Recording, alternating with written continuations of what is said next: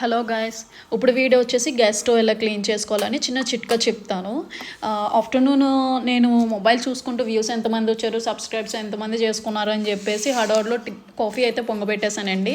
మరి ఈవినింగ్ అలా కుక్ చేసుకోలేం కదా, సో క్లీన్ చేసుకుందాం అని చెప్పేసి మీతో షేర్ చూసుకుందాం అని చెప్పి ఇలా అయితే నేను క్లీన్ చేశాను. ఏం లేదండి, ఇంట్లో బేకింగ్ సోడా ఉంటుంది కదా, జస్ట్ ఒక చిటికెడు తీసుకొని లెమన్ ఉంటుంది కదా ఆల్రెడీ స్క్వీజ్ చేసింది, అందులో జస్ట్ ఒక 2 or 3 డ్రాప్స్ ఉంది, అది పెట్టి అయితే క్లీన్ చేసుకున్నాను. ఫస్ట్ నాకు ఇంకా అక్కడక్కడ బ్లాక్ డాట్స్ అయితే కనిపించాయి అని చెప్పి మళ్ళీ విమ్ లిక్విడ్ వేసి టూత్ బ్రష్ పెట్టి క్లీన్ చేసుకున్నానండి. ఆ టూత్ బ్రష్ అంటే ఎప్పుడు సెపరేట్గానే పెట్టుకుంటాను గ్యాస్కి అని చెప్పేసి స్టవ్కి, అది క్లీన్ చేసేసుకున్నాను. ఆ గ్యాస్ స్టవ్ అయితే క్లీన్ అయిపోయింది, అది పక్కన పెట్టేసుకొని టేబుల్ కూడా క్లీన్ చేసుకోవాలి కదా.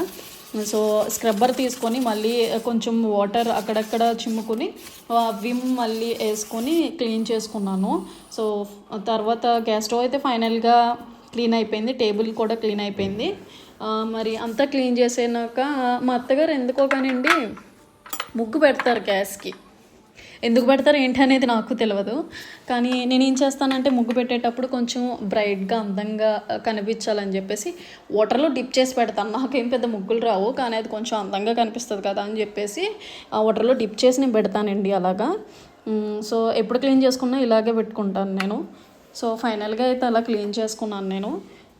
నెక్స్ట్ వీడియో వచ్చేసి బర్నర్స్ ఎలా క్లీన్ చేయాలి అని చెప్పేసి వీడియో చేస్తానండి. So please subscribe.